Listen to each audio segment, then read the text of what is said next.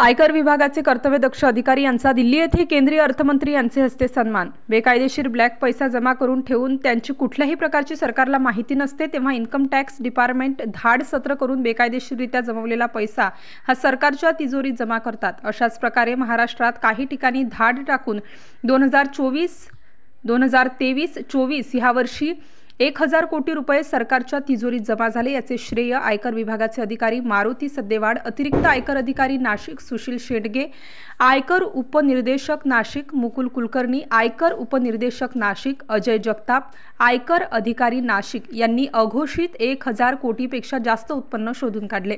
याबाबत या कर्तव्यदक्ष अधिकाऱ्यांचे दिल्ली येथे एका शासकीय समारंभात भारत सरकारच्या माननीय मंत्री निर्मला सीतारामन, केंद्रीय अर्थमंत्री भारत सरकार यांच्या वतीने सत्कार करून सन्मान चिन्ह देऊन गौरविण्यात आले। यावेळी नाशिक येथे येताच नाशिक रोड येथे गब्बर फाउंडेशन यांच्या वतीनेही फटाक्यांची आतिषबाजीत त्यांचे धूमधडाक्यात स्वागत करण्यात आले।